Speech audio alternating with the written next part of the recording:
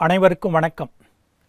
VIT Chennai வழங்கும் வாழ்வியல் வழிகாட்டி தொடரில் இன்று கப்பலோட்டிய தமிழன் வ.உ.சி பிறந்த தினம். நண்பர்களே, வ.உ.சியின் பிறந்த தினமும் டாக்டர் சர்வப்பள்ளி ராதாகிருஷ்ணன் அவர்களின் பிறந்த தினமும் செப்டம்பர் 5 என்பதால் இன்றைய தினம் ஒரு நாள் முன்னதாக வ.உ.சியின் பிறந்த தினத்தை பதிவிடுகிறோம். கப்பலோட்டிய தமிழன், செக்கிழுத்த செம்மல், தென்னாட்டு திலகர் என்று போற்றப்பட்டவர் வ.உ. சிதம்பரனார். வந்தே மாதரம் என்று முழங்கி வெள்ளையரை வெகுண்டோடச் செய்த தேச பக்தர் அவர். அவர் பிறந்த ஓட்டப்பிடாரம் என்ற ஊரின் பெயரை உச்சரித்தாலே நாடி நரம்புகளில் வீரம் பாய்ந்தோடும்.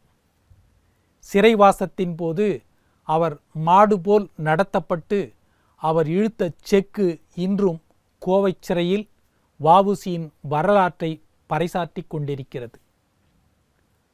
வ.உ.சி நெல்லை மாவட்டம் ஓட்டப்பிடாரத்தில் 1872ஆம் ஆண்டு செப்டம்பர் மாதம் 5ஆம் நாள் புகழ்பெற்ற வழக்கறிஞர் உலகநாத பிள்ளைக்கும் பரமாயி அம்மையாருக்கும் மகனாக பிறந்தார்.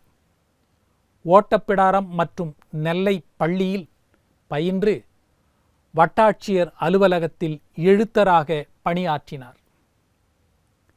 பின்பு தந்தையைப் போலவே வழக்கறிஞரானார். எனினும் ஏழைகளுக்காகவே வாதாடினார்.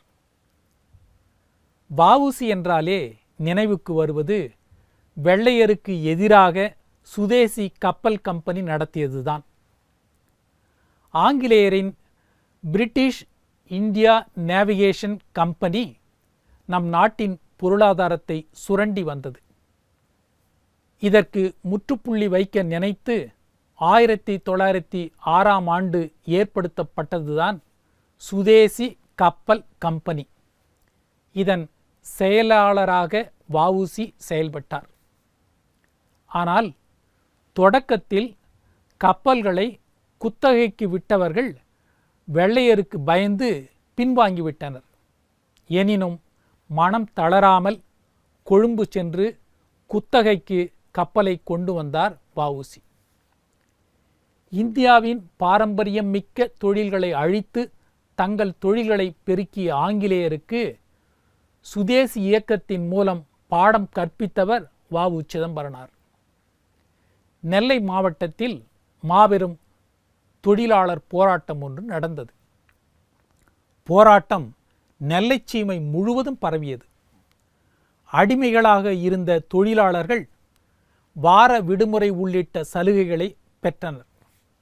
இதனால் ஆங்கிலேய அரசு ஆத்திரமடைந்தது. இதன் பின்னணியில் இருந்த வ.உ.சியை பழிவாங்க துடித்தது ஆங்கிலேய அரசு.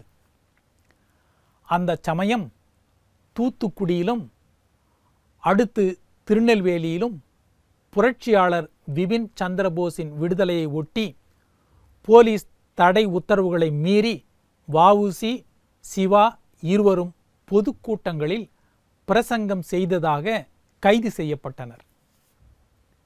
இருவர் மீதும் ராஜ துரோக குற்றம் சுமத்தப்பட்டு இருவருக்கும் தலா 2 ஆயுள் தண்டனை, அதாவது 40 ஆண்டுகள் விதிக்கப்பட்டது. வ.உ.சி தன்னுடைய தண்டனை காலத்தை கோயம்புத்தூர், கண்ணனூர் சிறைகளில் கழித்தார். அவருக்கு கால்களில் விலங்கிட்டனர். வ.உ.சியை செக்கிழுக்க வைத்தார்கள். அங்கு சொல்லுணா துயரங்களை அனுபவித்தார் அவர். இவரைப் போலவே சிவாவும் சிறையில் சுண்ணாம்பு கலவையில் ஊற வைக்கப்பட்ட ஆட்டுத் தோல்களை வெறும் கைகளால் சுத்தப்படுத்தும் கொடுமையான வேலை அவருக்கு அளிக்கப்பட்டது. திடகாத்திரமான அவரது உடல் தொழுநோய் கண்டு உருக்குலைந்தது. வ.உ.சியை ஆங்கிலேய அரசு சிறையில் அடைத்தபோது அவருடைய நெருங்கிய நண்பர் மகாகவி பாரதி உள்ள குமுறலோடு ஒரு வாழ்த்துப்பாவை தம் கவிதையில் தீட்டினார். என்று தனியும் இந்த சுதந்திர தாகம் என்று மடியும் எங்கள் அடிமையின் மோகம் என கவிதையில் எதிரொலிக்கச் செய்தார். பாரதியின் அனல் தெறிக்கும் கவிதைகளால் மக்கள் உள்ளங்களில் தேசிய உணர்ச்சியும் சுதந்திர தாகமும் மேலோங்கின. நெல்லைச் சீமையில் செல்வச் செழிப்போடு வாழ்க்கையை தொடங்கிய கப்பலோட்டிய தமிழனின் கடைசி காலம் பெரும் வறுமையில் முடிந்ததுதான் கொடுமை. வ.உ.சியின் உடல்நிலை மிகவும் குன்றி 1936 நவம்பர் மாதம் 18 சுதந்திரமே எங்கள் உயிர் மூச்சு என்று தொடர்ந்து போராடிய அவரின் மூச்சு நின்றுவிட்டது. உயிர் பிரியும் வேளையிலும் கூட பாரதியின் எந்தையும் தாயும் மகிழ்ந்து குலாவி இருந்ததும் இந்நாடே என்னும் பாடலையும் என்று தனியும் எங்கள் சுதந்திர தாகம் என்ற பாடலையும் கேட்டுக்கொண்டே இருந்தாராம்.